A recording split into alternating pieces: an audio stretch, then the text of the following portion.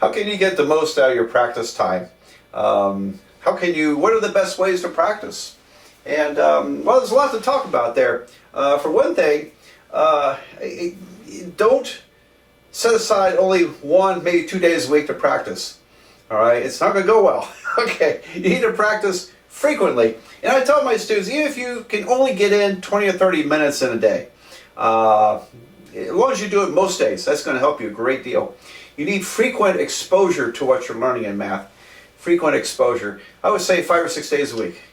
And make time. And again, it doesn't have to be a long stretch. It just needs to be some time.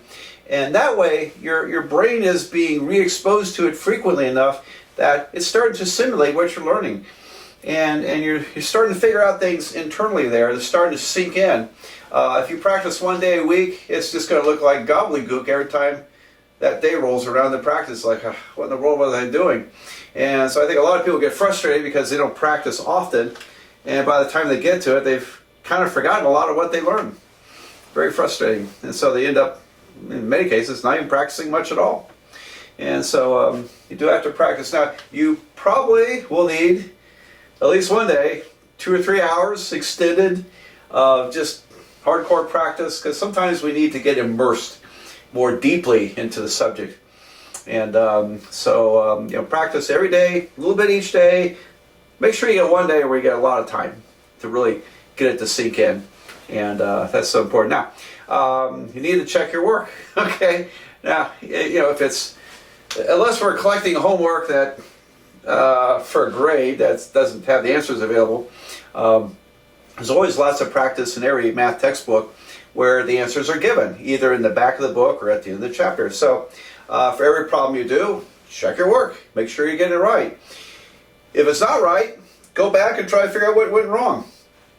If you can figure out where you're going wrong, and sometimes that's hard. Sometimes you have to ask us if you can't figure it out, and that's perfectly fine too. But if you can go back and identify what you did wrong in a problem, boy, that's when you learn the most. That's when you really, really learn.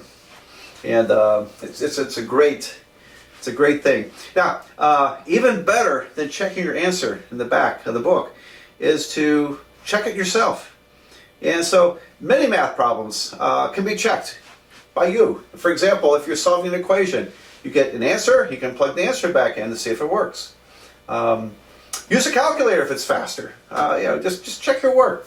And sometimes, like for example, if you're factoring polynomials for something reason, then you can check your factoring by multiplying it back to make sure you factored correctly.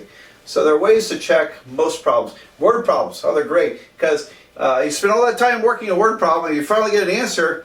Usually it doesn't take very long to check it. You just go back to the words of the problem to make sure that information you came up with fits the problem.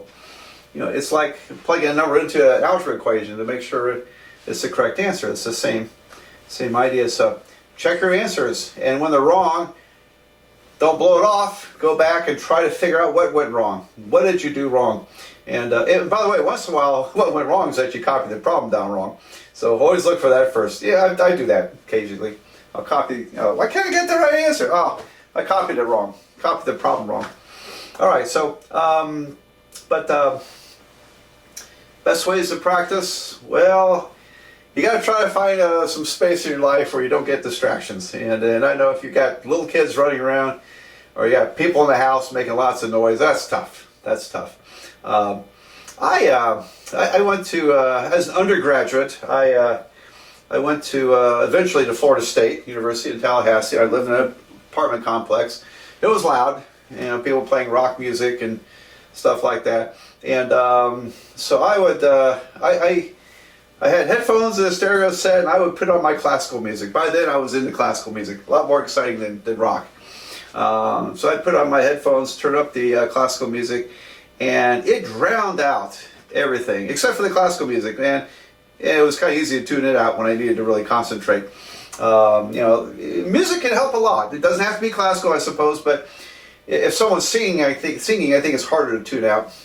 But that was a good way for me to find some concentration in practicing. So you really need that concentration.